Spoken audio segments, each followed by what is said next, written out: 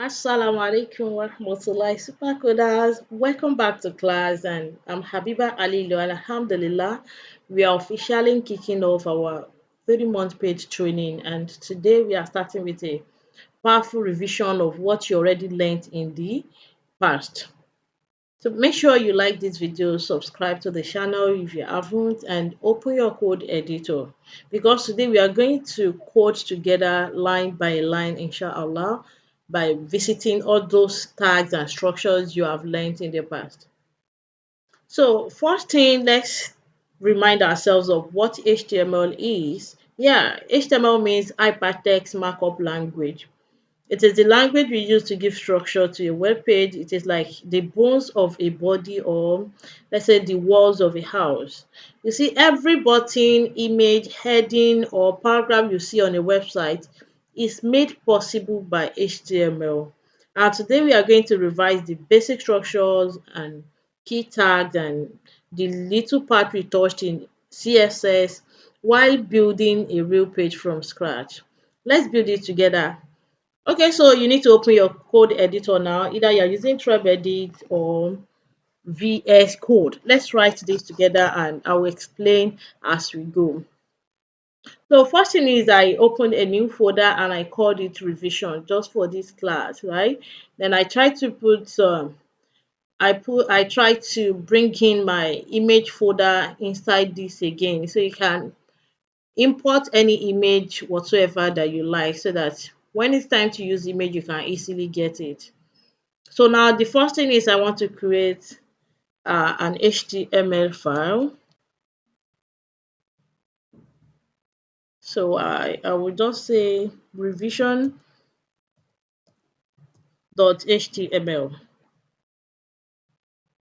So there we have it. And as I've said, the very first thing you need to do is to bring in your HTML structure, HTML snippet. So this is what we have here. So let me explain now. We have done this before. This is a quick run over. So we have this one here, the doc type HTML. It tells the browser that this is an HTML5 document, not the older version. All right, and the next one we have here is this HTML tag, which wraps everything and it is indicating that the language used is English.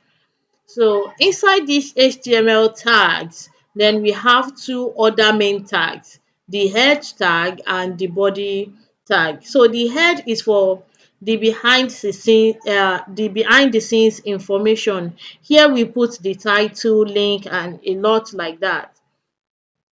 Then inside the body is where everything the user will see goes.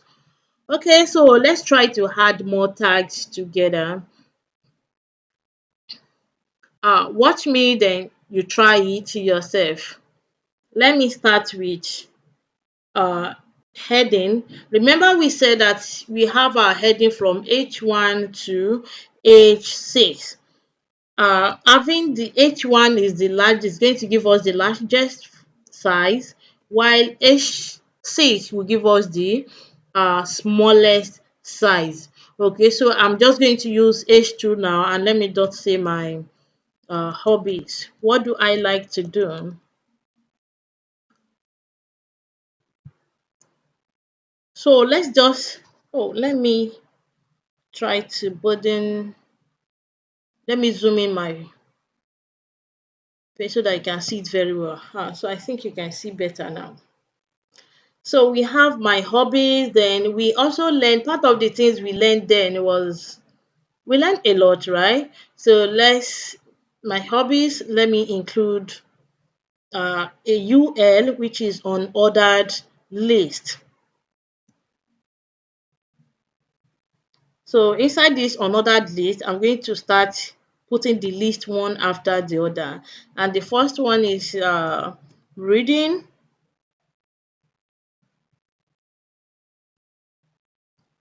I told you to do this, you just need to click on Shift and Alt together, then the arrow down button. So that will repeat the exact code. So in the number of times you press the arrow down. So I'm just going to change this to okay, I love learning, and then traveling.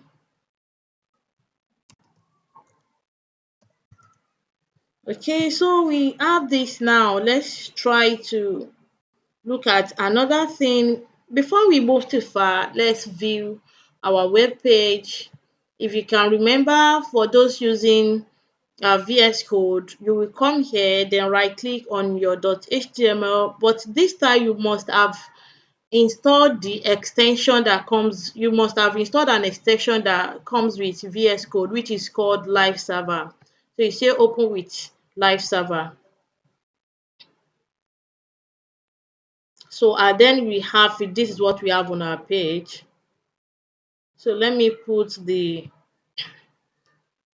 two apps side by side so that we will see what we are coding, and at the same time we'll be seeing the results immediately.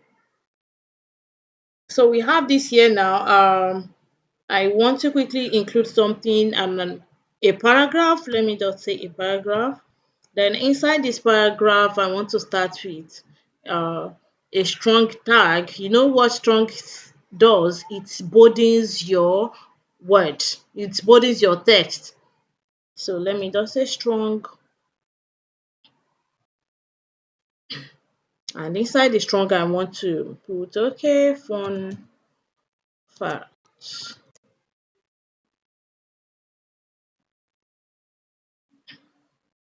So then I would come to the front here because this is the only thing I want to bolding the font part. So now what do I want to write there? So I would say I love, okay, it's showing already. So I love coding while listening to Quran. So next tag we want to learn now is the anchor tag. So anchor tag usually come with this attribute known as hypertext reference, and whatever we put inside this quotation is not going to be seen by the user, but rather the text we put in between this opening and closing tag of anchor tag is what the user is going to see. So I'm going to put visit Google here, then use which link. This is not going to take us anywhere when we see it on the browser because I have not actually put the URL link there, which is the location. So what is the location I want it to go? So HTTPS. So now if I click on this, it is going to open Google for me. Okay. So but because even if I want to open a link, probably I want it to open on a new tab. I don't want it to just deactivate the one I was doing before. So let me go back. Then here I will add another attribute and I will just say target. Then the value will be underscore blank. So this way, if I click on this, it's not going to load inside the same page. So leave my page like this and open somewhere else. So this is another tab now. So I can easily come back to this tab where I was working before and also visit that new tab without closing one for the other one. Then another thing we learned is break. So I'm going to use this after this anchor tag because anchor tag is not a block element. So anything I put after it, I want to add image to it now. Then it's going to show beside it. Okay, let's first do that. Let's see the image. And then the source is where is your image coming from. So in my own case, I'm going to pick it from my folder images slash MacBook. Okay, so I have this now and it is right here. You see that it looks like it's pushed this anchor tag down. Meanwhile, anchor tag comes before it. This is happening because both of them are not block elements. So they are standing side by side. Only that this one is requiring a lot of space. That is why it looks like this.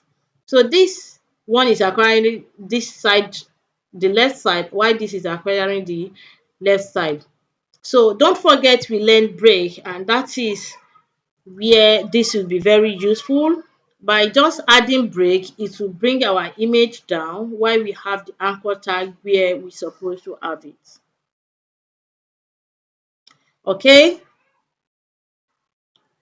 so now let's go and remember that we also learned CSS, and I said that we can style our page three different ways. We talked about the inline styling,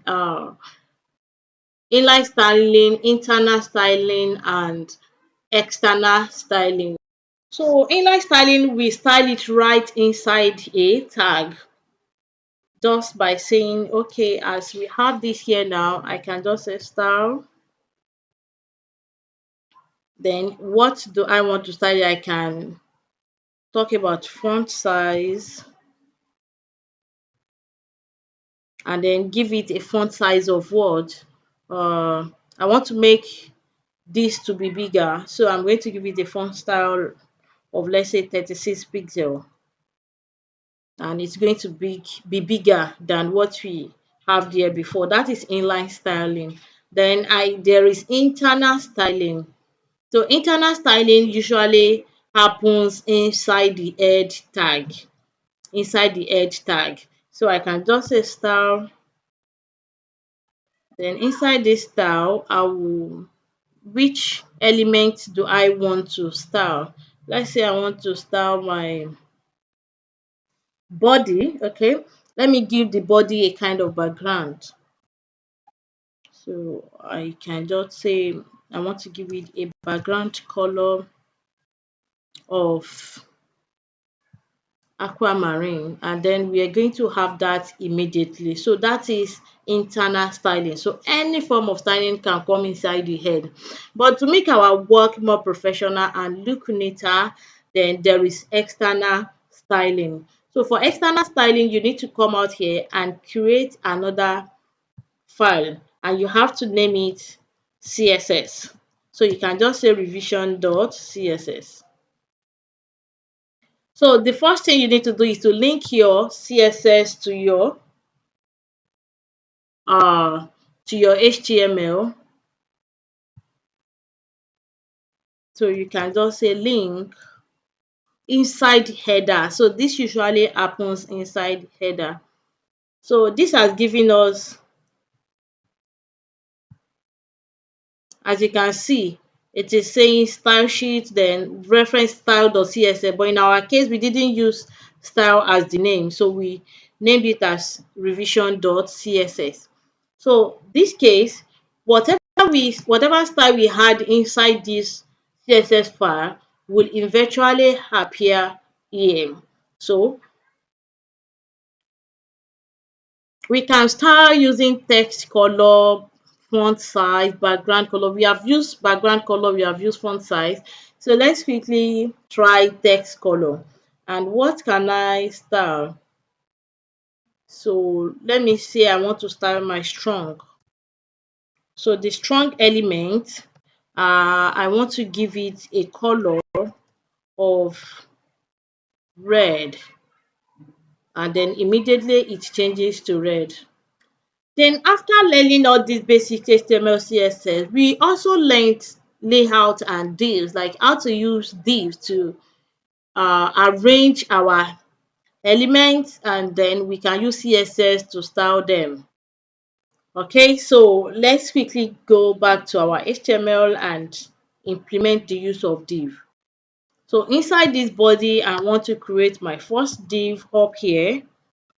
I'll bring it down, then probably these first two, the H2 and the UL, I want them to be inside the div. So just like so. So now it remains the same here, but we have actually put it inside a div. So we can add another background to this div now.